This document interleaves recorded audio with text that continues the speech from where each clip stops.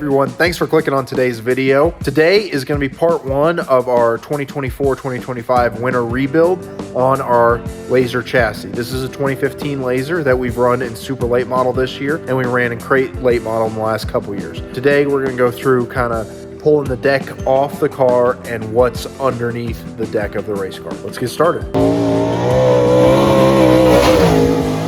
If your tip is get a hot pressure washer, we know.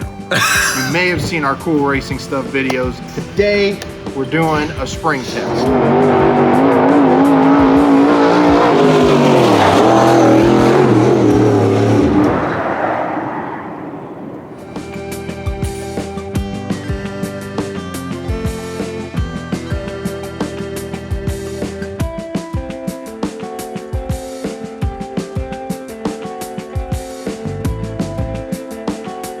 This is the motor we ran in super late model. This is a 358 cubic inch SB2 engine. This one was done by Phantom Racing Engines in Tennessee. This is a steel block motor. Most super late models have an aluminum block. We went with a steel block for cost and reliability reasons. We're making right at 800 horsepower with this engine. We have a Willys Super Bowl carb. All dirt late models have to be carbureted. And then we've got shown field headers. Really a big power trade-off between the steel and aluminum block as far as what we know. The big thing is you do give up some weight. I think it can be as much as 100 pounds versus the aluminum block engines. This is a dry sump engine.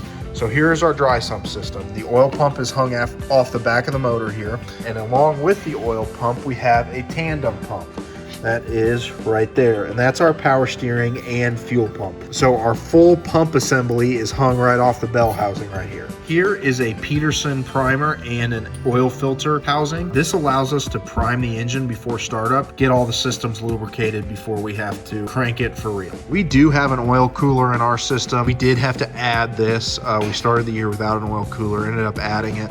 This is not a real expensive one. This is just like a Speedway Motors brand one, but it worked great. We were able to take our oil temp down into a perfectly reasonable range. We're also running a high quality oil, so temperature I'm not as worried about. Here's the dry sump tank. So we run ours a little bit closer to the front of the car than a lot of guys have. To be quite honest, that was just a plumbing and cost factor. That's why we put the tank where it is right here. See, we've got our vent here. It goes all the way to the back of the car. We haven't had any issues with oil coming out since we did that vent. So looking up here, we've got our 6th coil and 5th coil. Both of those go to the lift bar, which is going to bolt to the rear end, right? And so we've got a shock and spring to kind of control the wrap up on the rear end. And then here we have a right front brake shut off. So this is an electric solenoid shut off, so we can turn the right front brake off on the race car. For reference, I usually run with the right front brake off on this race car to help the car rotate. This line right here is our fuel line, and here we have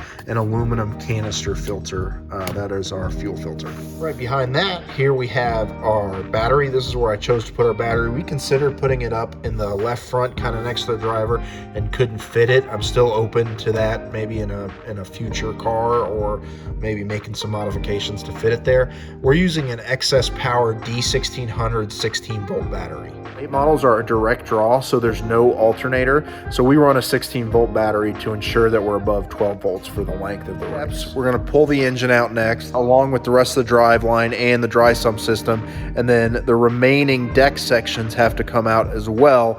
And then the fuel cell and rear end and all that will come out of the car after that. Get down to basically just a frame and cockpit tub. When I say cockpit tub, I'm talking about the aluminum panels that surround the driver. Thanks for watching part one of our dirt late model off-season rebuild. If you like this video, make sure to like and subscribe. If you want to support our team beyond a like and subscribe here on YouTube, you can check out our Patreon page, which has extra exclusive behind the scenes content. We'll put a link in the description, and we'll see you on part two, where we'll be pulling the 358 cubic inch SB2 super late model engine out of this car.